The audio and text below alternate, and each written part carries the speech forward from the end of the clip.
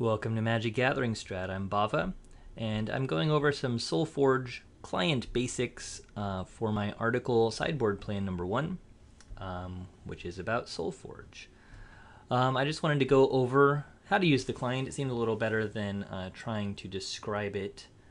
This is the Solforge client on PC, which is available through Steam. There are not Mac or Linux versions. Sorry, guys. But it's pretty small download. It's not the most beautiful client in the world, but it works okay. When you log in, you're going to end up at this main play page, and you have other pages including store, campaign, which doesn't exist, but is one of the things that they will add at some point. Tournaments, this is where you have events, both constructed events and draft events. As of the most recent update, there's competitive draft and casual draft. And then you have your collection. Collection includes all of the cards that you have and your deck lists as well. So we'll go through these. Oh, you also have inventory. Let's not forget. This is the stuff that you have. So you can see you start out with 6 deck slots. Without playing any games yet, I already have 3 booster packs. I play one game. I played this tutorial game. And I have about 15,000 silver. Gold is a currency that you can generally only buy, though you can sometimes win it, especially from player-run events. But this is how you would spend money on Solforge, for instance, is that you would buy gold. And $5 gets you a draft. $10 you get a slight bonus. But think of it like a $5 event, basically. So if it's $5 to get 1,300 gold, that would get you into a draft. So it's not too bad.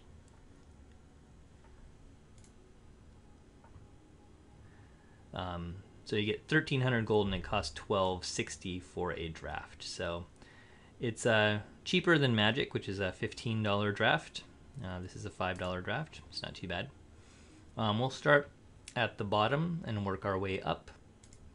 So we'll start with inventory. And you can open your booster packs here. This is what a booster pack looks like.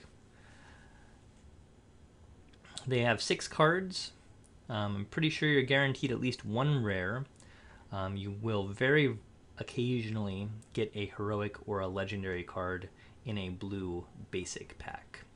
And we can go to open next and open all of our packs one at a time. There's no way to mass open them. Hey, look, we got a heroic in this one. It's not bad. You can double click on cards here, and you get on them at all levels. Solforge cards have 3 levels. You have to level them up.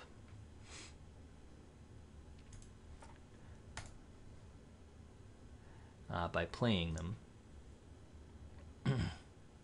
Alright, so we got 1 rare. For 3 packs, we got a heroic, which is pretty nice. Now you can see we don't have any more packs here. If we wanted to, we'd go into the store. And this is other stuff that we could buy with gold, if we wanted to get gold. There's a one-time ticket bundle here. So usually a competitive draft costs 7 tickets or 1,260 gold, but one time you can buy a ticket bundle for 200 gold, so it's really cheap. One time you can buy a legendary chest for 200 gold, which is also really cheap. So it's worth it just to buy $5 worth of gold just to get these things, which can help out. There's also a monthly chest, which is a discount chest, which costs $5. Normally, instead of 1,300 gold, these chests cost 2,500. You can only buy 1 per month of the discount chest. You can buy more booster packs at a rate of 5,000 per pack. It's not really worthwhile unless 5,000 silver per pack, which isn't really worthwhile unless you have to have a lot of extra silver. But even then, I think it's better to forge cards that you need in particular. You can buy silver with gold, which generally isn't great. And you can buy some of these decks with gold, which can be a great idea. You can also buy additional deck slots, and you can buy event tickets at 1 per 20,000 silver or 200 gold. So note that if you buy event tickets with your gold, it's going to be 1,400 gold to buy 7 event tickets, whereas if you just buy entry into a tournament, it's going to be 1,260 for this. This would normally cost 7 tickets, so it'd be 1,400 worth of gold in tickets, unless you just spend gold directly to enter. There is a benefit to spending gold to enter tournaments in that it makes the cards that you earn tradable, which is a new thing that you can do in Solforge, is trade cards to players. That matters more when you have a bigger collection. It allows you to trade legendaries basically back and forth, so you can not give but share one time a card with another player, and that would make it so your card, you still have it, but it would no longer be shareable, and then they in turn theoretically would share a card with you, and you'd both grow your collections. So it's kind of a cool thing they just implemented. Tournaments, we have constructed, which is what it sounds like. You build a deck and then you play with it. Competitive draft, which costs a little bit more than casual draft, but this is not a phantom draft, so you keep the 30 cards that you draft, and the prizes are slightly better, though competition's a little more challenging. Casual draft is a phantom draft. It costs less to join. It's just 3 event tickets, or 540 gold, or 60,000 silver. The prizes are slightly worse. It's hard to go infinite doing either draft, and you also don't get to keep the 30 cards that you draft. So as far as building your collection goes, competitive draft is better. Even though you might lose more often, at least you get to keep the 30 cards that you drafted. We looked at the store. The last screen, of course, is the play screen. When you create a game, you can either choose to create a game against a player or the computer. Your deck lists will always show up here. You can select this. You do a random online match and do timed or untimed. Generally, timed is much better. And join queue, and that would create a random match against a person. Since your starting decks suck, it's much easier to play against a friend. If you have someone lined up, or if you have a second account you can play against to earn your tickets. You can also play against the computer, and the computer is going to use the same decks that you have. And this would be the play screen. Now it's interesting to note, if Solforge seems a little slow for you, and it did for me, you can come back here and see all of your games that are going on, and you can create multiple games at a time. It's not going to be slow against the computer, but now we can see we've got 2 games going. They're both against computer easy. We can click to continue our game. We can play some guys.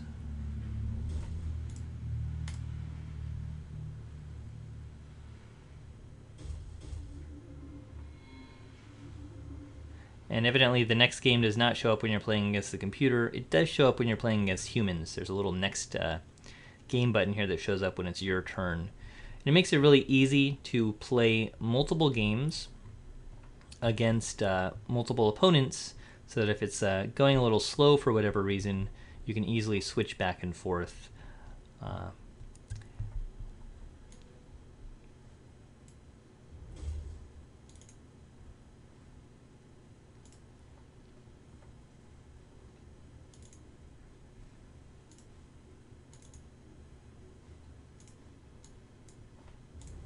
Between your games.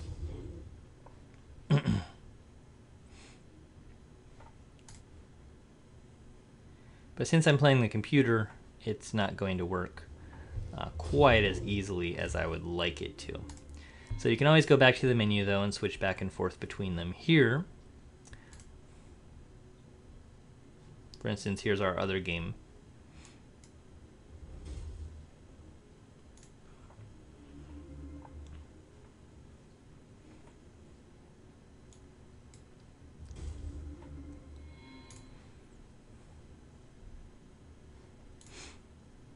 There we go.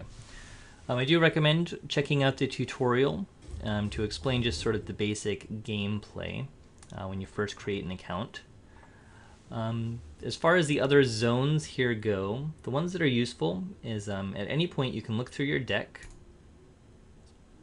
This lets you know which cards you still have to draw, and it'll show you them at the level they're available. So right now, we only have level 1 cards available. Once we get to PL2, or Power Level 2, it'll show us which leveled cards are in here. They'll just show up as their level 2 versions, and which level 1s we have. And this can help you figure out what we might have a chance of drawing. We can also look in our graveyard at any point and see the cards that we have leveled. So we know that we've leveled an Aetherhounds and we've leveled a Glowstride Stag. So those are cards that we might see at level 2 when we get into our PL2. This shows us which power level we're at right now. We're at 1.2. So this is power level 1. You have 1.1 is your first turn, 1.2, 1.3, and 1.4. There are 4 phases basically to every turn, and then you go to the next power level.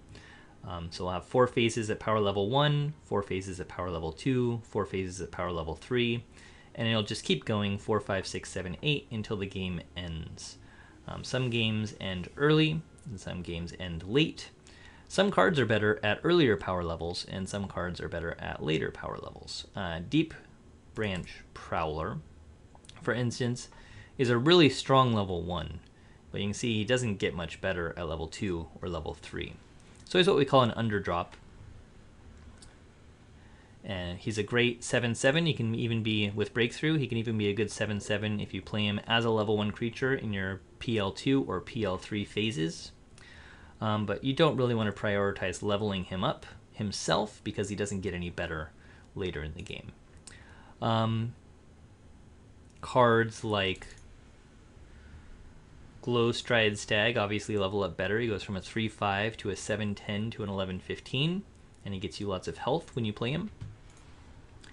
Cards like Flamestroke Shaman level up well with their abilities 6/3, 12/7, 18, 12, and they also have level gated ability.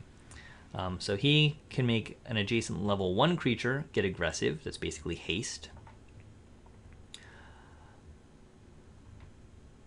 At level 2, it can be a level 2 creature, and at level 3, he can make any adjacent creature aggressive.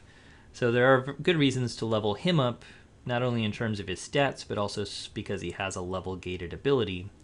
If you play him as a level 1, he's only going to be able... if you play him as a level 1 in your power level 3 or later, he's only going to be able to make another level 1 creature get aggressive, which isn't going to be very helpful at that portion of the game. So there's a lot to think about, not only in terms of what the board state looks like and how you play out against the creatures that your opponent has in the lanes here, but also in terms of which cards that you're leveling. So I could play this 7/7 here to kill this infantry and my guy would still live, but I don't really want to level the Deep Branch Prowler. It's just an example of the decision making that you do in Solforge, and one of the things that makes the game interesting. We're going to go back to the menu for now. We can just X out of these games. We don't need to beat the computer at the moment, but that's your basic interface here. And there's a question mark here which will describe every section if you want. And you can get to the rules tutorial will take you into the tutorial page on the solforgegame.com website. So that's a basic breakdown of most of this. Oh, we forgot to look at collection. So last but not least, collection shows you all of the cards that you have and also lets you build decks. You can switch back and forth between card view and list view. You can, it's actually a pretty nice deck builder. If you look at the advanced search options, you can choose where you're searching. You can choose just to see things by a certain rarity. So if I just want to see which heroic cards I have, I can do that. This top section here, this is the cards that you have, and this bottom section here, this is a deck. So it auto-loaded a deck for us. We want to make a new deck. And then doing this shows us the quantity that we have. It had 0 next to Battle Technician and Grimgromp Predator. That's because I had those cards in this deck that was down here. Now it shows that we have 1 available. And we can add them, and they'll come from up here down into our deck space. And we can remove them down here if we want to. We can change this to a card view as well if we want to. You can have 30 cards in your deck, and you can have up to 3 of each card. You can look at all of the cards that are bound, shareable. You can also see unowned cards, so if you're trying to put together a theoretical deck list with cards that you don't have, you can make it so that you can see all of the cards. It's kind of a nice way to see all of the cards in general too, just if you want to know which cards are out there, you can see.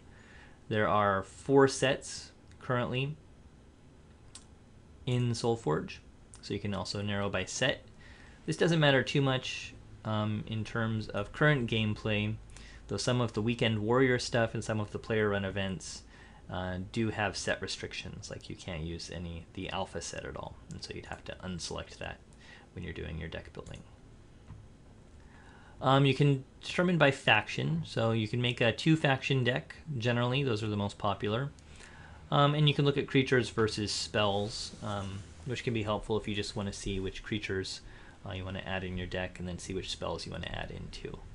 So if we wanted to make, for instance, a Utera Necrium build, which the game doesn't provide for you, we would look at Utera and Necrium, get rid of Tempest and Aloyan, just the cards that we own.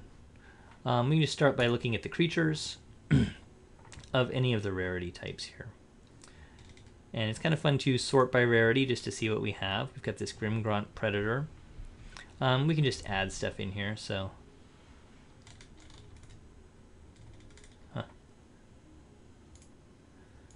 And you don't have a lot of cards to start with.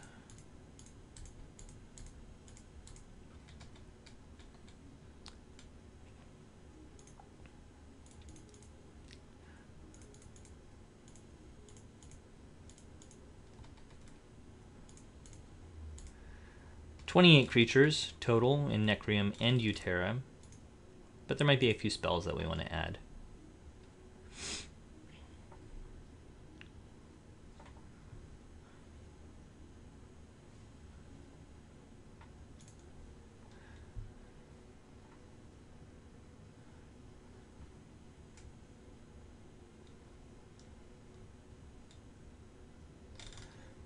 So let's say we add both our Hungering Strike and both our Cold a Week. That brings us to 32 cards, so maybe there's some creatures we don't want here. I don't like Necrotic Worm that much, so we'll remove both of those, and that'll bring us a 30-card deck. Then you would just call this something, and it doesn't matter which. UN would be Utera Necrium. Hunger for the Hungering Strike, though we don't really have much of a theme here since we have such a limited card pool. And then we can save this. It'll ask us which deck slot we want to use. And we just save it in there. Now if we go back in to create a game, we can see that our deck's available, and we can play this out. While we're here, let's play out one quick match just against the computer on easy. We'll give him the Tempest Utera starter, and we'll play our UN Hunger deck.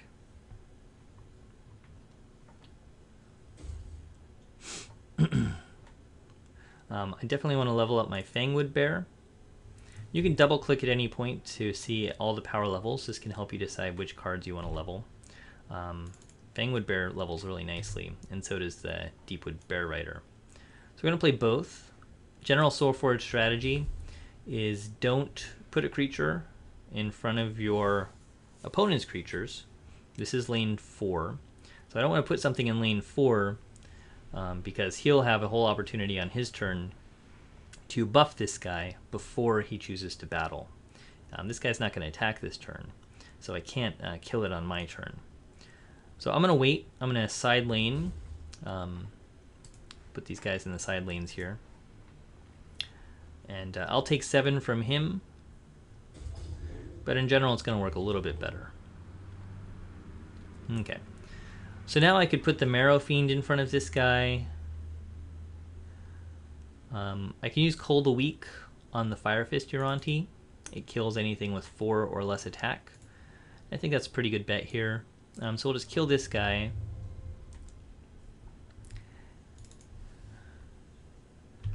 Marrow Fiend's going to have me taking a little more damage from the Deep Branch Prowler because it's got Breakthrough. But that's alright. We're going to do some damage to him as well. And we'll kill his Prowler. So we just traded right there. The thing is, I leveled a Marrow Fiend, which levels much more nicely than his Deep Branch Prowler. Alright. Gloom Reaper Witch wants things to be very weak. Grove Huntress could be a 4/3. She can actually target herself. She could come in as a 5/4. She'd still die to that. So we want something that doesn't die to that. And this thing will attack, so we can put the Grove Matriarch in front of it because we're going to get rid of it on our turn, which is preferable to killing it on your opponent's turn. And I think I'll play the Grove Huntress because I want to level up some of these. I'll make my Fangwood Bear a little bit bigger, and he'll do some damage to our opponent as well.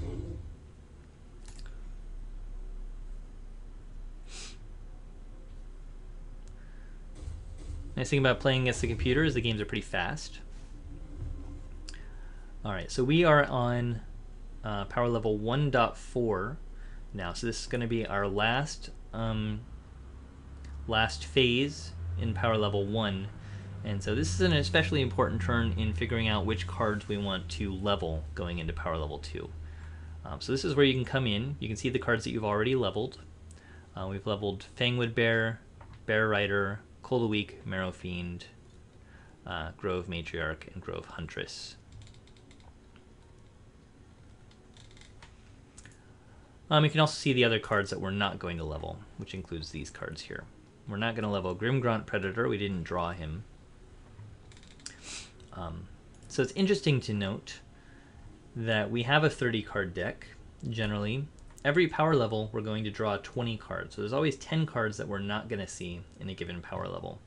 This adds a little bit of RNG, a random number generator, or randomness, I suppose, to gameplay, because you don't know which cards you're going to get and which cards that you won't. That's tempered somewhat by having 3 ofs of any given card, so chances are you're going to see one of them in each power level. And it's also worth noting, just because we didn't see these cards in power level 1, doesn't mean that they won't show up in power level 2, and just because we leveled these cards to level 2 doesn't mean that we're going to see them when we're at power level 2. So after this turn, I'm going to discard, I'm going to play 2 cards, discard the rest, and then they're all going to get shuffled, and my deck will go back to 30 cards, and then I'll draw 5 more, 5 of those 30. So let's see, I think I want to level Zombie Infantry because he gets pretty good at higher levels. I can't play Hungering Strike because my opponent doesn't have any creatures. I can also level either Glowride Stag or Fellwalker. You know, I'm gonna take the infantry and the Fellwalker. And those are fine there. I'm gonna hit my opponent for 5. So when I end my turn, you'll notice that this is all gonna get shuffled in. I'll draw 5. So it goes to 30. I draw 5. It goes to 25. We got one of our power level 2 cards, our level 2 Grove Matriarch. And now there's nothing in our discard pile. So now if we played our Grove Matriarch, she'd go from level 2 to level 3 in the discard pile, and we'd have a chance to get the level 3 version when we get to power level 3. Our opponent got one of his level 2 creatures as well. He got his Grove Huntress, which he made, he used the ability on itself, so it became a 10-8. So we want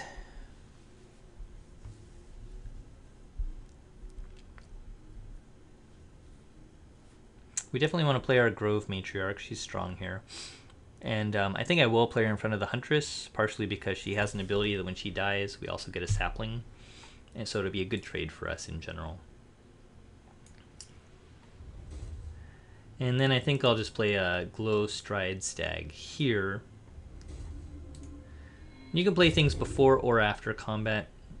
There's no particular point in me playing after combat because I knew what was going to happen in combat. See, this is why in general, you don't want to play stuff when you're not going to remove them. On your turn is because it gave my opponent the option to play that buff spell and change the math on what was going to be a trade. I did it because we would get the sapling, and now the sapling will trade with the Huntress, so that's fine. So I'm going to do combat first here, I think. That'll remove the sapling from the field and give me that lane cleared.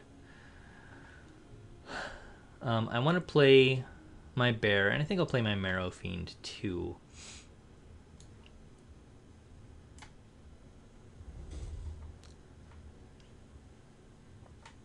What's he going to do?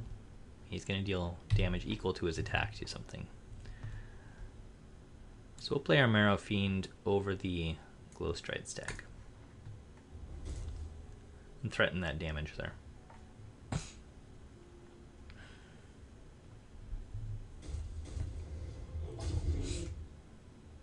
Okay. That's good because now we have this trade here. He will get a sapling, but that's fine. Our 10-10 is going to kill this guy, so that's awesome too.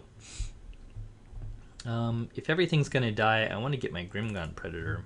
Oh no. Grimgaunt Predator only cares when stuff in his lane is destroyed. He's still a great card. But let us use a Hungering Strike.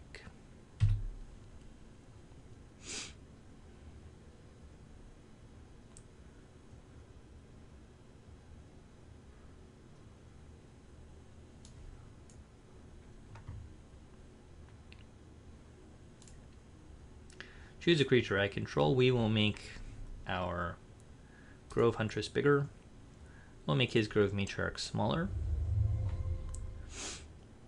We'll battle. Yep.